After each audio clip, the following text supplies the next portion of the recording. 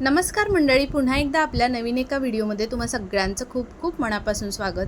हो, तुम्ही थंबनेलला पाहिलं अगदी बरोबर आहे. आज आपण कलिंगडाच्या या सालींपासून मार्केटमधला महागडा पदार्थ घरीच तयार करणार आहोत. ते सुद्धा कमीत कमी घरातलं साहित्य वापरून अगदी वर्षभर टिकणारा हा पदार्थ नेहमी आपण आपल्या पदार्थामध्ये यूज करतो आणि त्यामुळे आपल्या पदार्थाची चवसुद्धा अगदी दुपटी तिपटीने वाढते.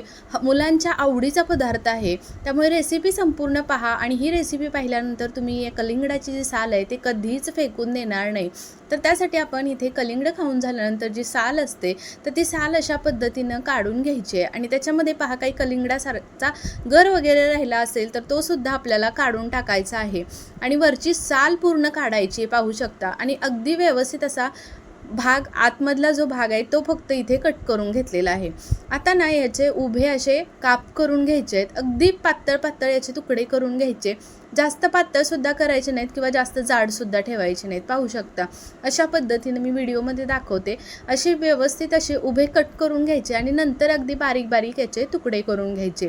आता इथे पाहू शकता सर्व आपण इथे जेवढं आपण घेतलं होतं कलिंगडाची साल त्याचं या पद्धतीने सर्व बारीक बारीक तुकडे करून घेतलेले आहेत. तर आता हे सुद्धा आपल्याला तुकडे मोजूनच घ्यायचे आहेत. तर 1 कप इतके हे तुकडे भरलेले आहेत. तर त्यासाठी आपल्याला इथे बघा 3 ते 4 कप इतकं पाणी घालून घ्यायचं आहे. म्हणजेच अंदाजे 1 तांब्यावर इतकं मी पाणी कढईमध्ये घालून घेतले. छान असं पाणी गरम झालं की त्याच्यामध्ये आपण ज्या या छान अशा फोडी करून घेतलेल्या होत्या 1 कप इतक्या त्या याच्यामध्ये घालून घ्यायच्या आणि एक 5 ते 7 मिनटं छान अशा शिजवून घ्यायच्या आहेत. आपल्याला पूर्णपणे शिजवायच्या नाही आहेत, 70 ते 75% शिजवून घ्यायचे, जास्त शिजवायचं नाही. तर इथे मी तुम्हाला दाखवते पहा. झाकण काढायचं एक 5 ते 7 मिनटानंतर हाय फ्लेमवरती शिजवायचे. तर पाहू शकता आतमध्ये चम्मच जातोय, पण अगदी पूर्णपणे असं मऊ किंवा गिर अशी करायची नाही. तर या पद्धतीनं तयार करून ह्या फोडी घेतल्या की आपल्याला काय करायचं आहे, एक पुरणाची चाळण किंवा आपल्याकडे जे गाळणी चाळण असते त्याच्यावरती ना अशा पद्धतीनं ह्याच्यातलं पूर्ण पाणी काढून टाकायचं आणि फोडी अशा छान अशा वरती मोकळ्या राहिल्या पाहिजेत. पूर्ण याच्यातील वाफ निघून गेली पाहिजे आणि कोरड्या झाल्या पाहिजेत आणि पूर्णपणे आपल्याला ह्या फॅन खाली थंड करून घ्यायच्या आहेत. तर पाहू शकता व्यवस्थित अशा पसरून द्यायच्या आणि फॅन खाली थोडा वेळ ठेवलं की वाफ जाते आणि पूर्णपणे आपल्या ह्या मस्त फोडी थंड होतात. आता ह्या फोडी थंड करण्यासाठी पसरून फॅन खाली ठेवून देऊया.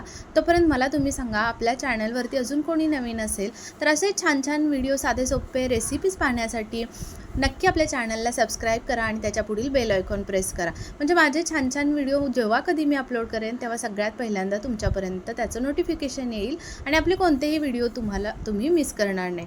तर आता पहा, पॅन ठेवलेला आहे. आपल्याला फोडीसुद्धा फॅन खाली थंड करायला ठेवलेत. पॅन ठेवला, त्याच्यामध्ये 1 कप इतकी साखर घालून घेतली आणि 1 कप इतकं पाणी घालून घेतलं. साखर छान अशी पाण्यामध्ये विरघळली की आपल्याला त्याच्यामध्ये पहा ज्या फोडी करून घेतल्या होत्या तर त्या फोडी आपल्याला याच्यामध्ये घालून घ्यायच्या आहेत. तर पाहू शकता इथे ना ह्या सर्व फोडी आपण याच्यामध्ये घालून घेतोय.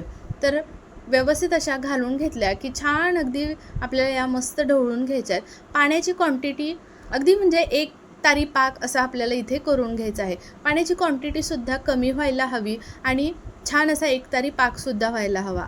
तर व्यवस्थित हे सुद्धा शिजवून घ्यायचं मस्त, म्हणजे थोडंसं आतमध्ये याचा पाक मुरला गेला पाहिजे. तर आता इथे मी माझ्याकडे जो व्हॅनिला इसेन्स होता तो थोडासा याच्यामध्ये टाकून घेतलेला आहे, 2 थेंब.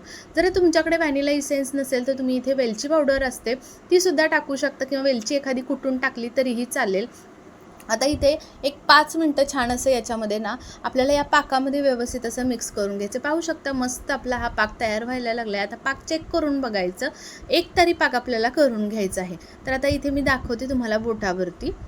छान असा 1 तारी पाक झाला की मग आपल्याला पहा गॅस बंद करून द्यायचा आहे आणि आपल्याला हा पाक पुढे सुद्धा न्यायचा नाही. जर पाक पुढे नेला तर बनणारा जो पदार्थ आहे तो अगदी कठीण बनतो, खायलासुद्धा तितकीशी मजा येत नाही आणि मग जी मजा आहे त्याची तर ती अजिबातच राहत नाही. तर इथे पाहू शकता 1 तारी पाक करून घेतला की लगेच गॅस बंद करून द्यायचा आणि गरम गरम आहे तेव्हाच असं 3 कटोरीमध्ये आपल्याला हे छान असं थोडं थोडं क्वांटिटीमध्ये छान मिक्स करून घ्यायचं आहे. पहा आता याच्यामध्ये मी कलर घालणार आहे आणि आज आपण इथे बनवतो ते म्हणजे टुटी फ्रुटी.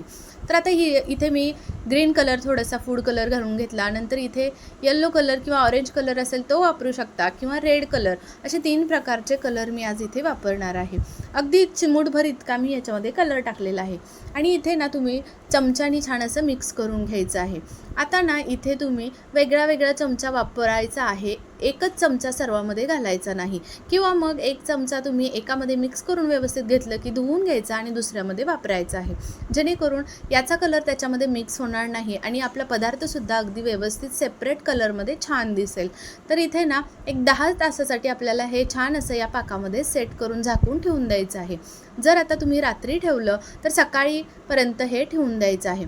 त्याच्यानंतर पहा आपल्याला काय करायचं आहे, तर हे ना सर्व एका गाळणीवरती छान असं याच्यातला पाक काढून घ्यायचा आणि पूर्णपणे अशा पद्धतीनं कोरडं करून घ्यायचं, जेणेकरून हा जो कलर आहे आणि हा जो पाक आहे तो व्यवस्थित या काप जे आपण करून घेतलेले आहेत तुकडे याच्यामध्ये ना व्यवस्थित मुरला जातो आणि तितकीशी चवसुद्धा खूप छान लागते आणि अगदी वर्षभरसुद्धा अशीच्या अशी चव राहते, काहीच फरक पडत नाही चवीमध्ये.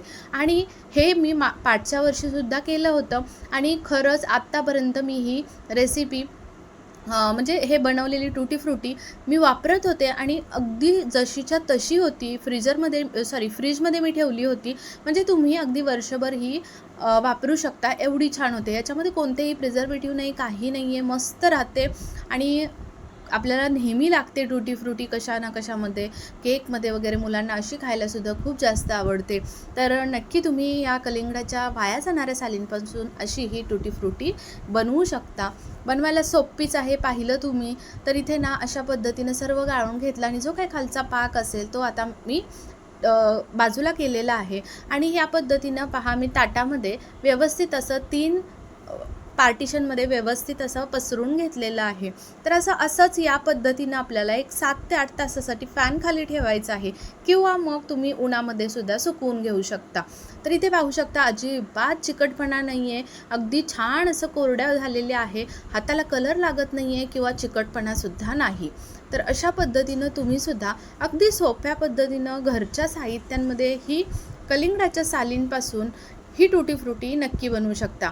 तयार केलेली ही टुटी फ्रुटी आता आपण एका वाटीमध्ये काढून घेऊया. तर पहा कलरसुद्धा काय सुरेख आलेला आहे आणि मुलांना खूप जास्त आवडते. मी सुद्धा पाठच्या वर्षी बनवली होती आणि खूप सुंदर झाली होती, म्हणून मी सुद्धा यावर्षी पुन्हा बनवलेली आहे.